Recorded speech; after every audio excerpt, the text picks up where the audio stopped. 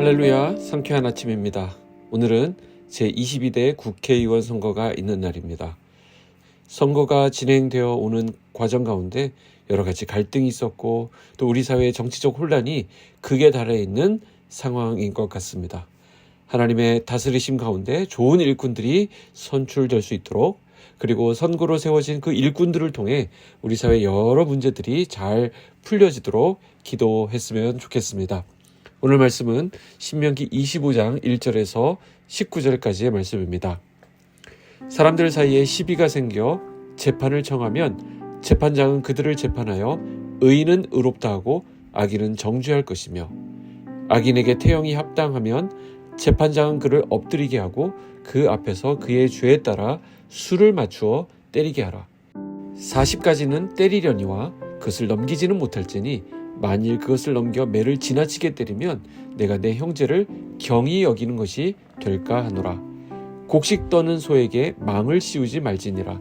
형제들이 함께 사는데 그중 하나가 죽고 아들이 없거든 그 죽은 자의 아내는 나가서 타인에게 시집가지 말 것이요, 그의 남편의 형제가 그에게로 들어가서 그를 맞이하여 아내로 삼아 그의 남편의 형제된 의무를 그에게 다 행할 것이요, 그 여인이 낳은 첫 아들이 그 죽은 형제의 이름을 잊게 하여 그 이름이 이스라엘 중에서 끊어지지 않게 할 것이니라.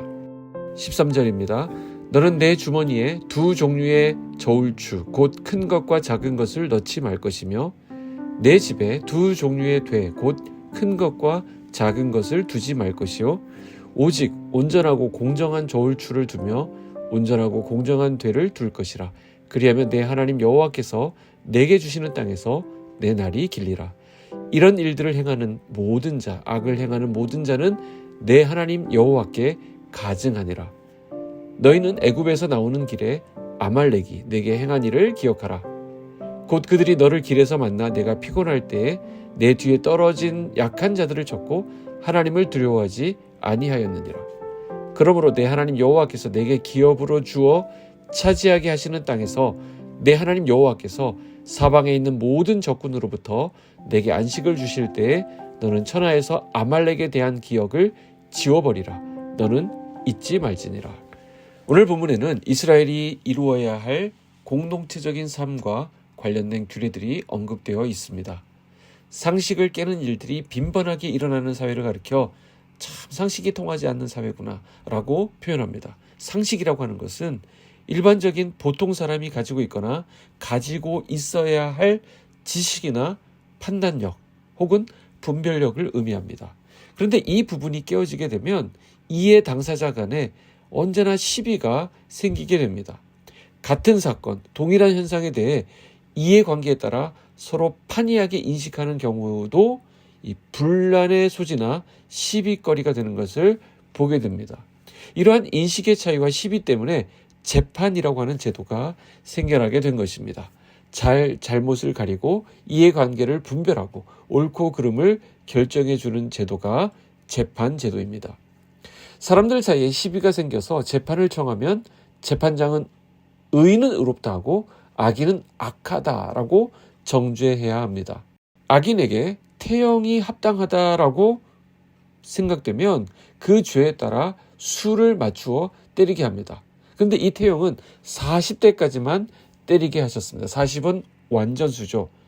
이것을 넘기게 되면 비록 죄는 지었지만 그 형제를 경멸하게 되는 비인간적인 처사가 되기 때문입니다. 아무리 범죄를 저지른 사람이라 하더라도 그의 인권은 보호되어야 한다는 것이 우리 성경의 정신입니다. 그렇기 때문에 우리는 공의를 행하면서도 그와 동시에 긍휼을 잊지 말아야 한다는 성경의 가르침을 붙잡아야 하는 것입니다. 이러한 하나님의 긍휼은 동물에게도 확대 적용됩니다. 바로 곡식을 떠는 소에게 망을 씌우지 말라고 말씀하십니다. 비록 말 못하는 짐승이라 하더라도 그 수고하는 대로 대가를 받는 것이, 그런 대접을 받는 것이 마땅하기 때문입니다. 그 다음으로 말씀하고 있는 것은 계대결혼법, 즉 형사취수법을 말씀하고 있습니다. 자, 형제들 중에 가장 큰 형이 먼저 죽었습니다. 그런데 그에게 대를 이을 아들을 두지 못하고 죽었을 경우에 그 죽은 자의 아내는 다른 사람에게 시집 가는 것이 아니라 그 남편의 형제와 결혼을 하게 되어 있습니다. 이것은 남아있는 형제의 의무이기도 했습니다. 그리고 그 사이에서 태어난 첫 아들은 그 죽은 형제의 이름을 잊게 함으로써 죽은 형제의 이름이 이스라엘 중에서 끊어지지 않도록 하는 것입니다. 그러나 만약 죽은 형제의 아내를 맞이하기 원치 않으면 그 성읍의 장로들이 그 뜻을 확인하고 죽은 형제의 아내가 그의 발에서 신을 벗기고 그의 얼굴에 침을 뱉습니다. 그리고 그에게 신 벗김 받은 자의 집이라는 경멸적인 호칭을 붙였습니다. 룻기에 보면 이런 내용이 나오고 있죠. 자, 오늘날의 윤리로는 쉽게 받아들여지기 어려운 그런 측면이 있지만 당시 사회적인 상황 안에서는 얼마든지 이해가 가능한 그런 법이 되겠습니다. 당시에는 가족별로 땅을 할당하였기 때문에 이 가족의 문제를 계승한다라고 하는 것은 여러 가지 측면에서 중요한 문제였습니다. 자식이 없어 죽게 되면 그 땅은 사라져버리게 됩니다. 생계의 수단을 영원히 잃어버리게 되는 것이었습니다. 하나님이 이러한 법을 주신 것은 자식이 없는 과부를 보호하기 위한 하나님의 긍휼 제도라는 것을 알게 되는 것이죠. 자, 이어서 하나님은 주머니에 두 종류의 저울추를 넣지 말고 집에 두 종류의 되를 두지 말라고 말씀하십니다. 이렇게 해야 하는 이유는 이스라엘 전체의 공평한 상업관계가 유지되도록 하기 위한 것입니다. 경제 질서를 위한 것이죠. 온전하고 공정한 추와 되는 이스라엘 사회가 온전하고 공정해지기를 바라시는 하나님의 뜻이었습니다. 이 말씀에 비추어 오늘 우리의 삶을 또한 돌아보아야 합니다. 공의를 행할 때도 자비를 잊지 않으시는 하나님을 생각하게 됩니다. 오늘 우리 주변에 두신 우리 형제 자매들 가운데 어려움에 처하는 이가 있다고 한다면 그들을 향하여 형제로서의 의무를 기꺼이 다함으로써 가장을 잃은 과부와 그 가족을 보호하시는 하나님의 긍휼이 오늘 나의 삶을 통해 오늘 내가 속해 있는 공동체 안에서 온전히 흘러가도록 해야 한다는 것이죠. 또한 이 말씀을 우리 자신에게 적용해야 할 것입니다. 이 세상을 살아가는 동안 비록 그 가운데 손해를 본다 하더라도 우리는 공정한 추와 공정한 저울을 가져야 한다라는 것입니다. 하나님은 이러한 삶을 살도록 우리를 부르고 계심을 잊지 말아야 합니다. 이것이 오늘 우리가 속해 있는 공동체를 건강하게 하고 새롭게 하시는 하나님의 뜻입니다.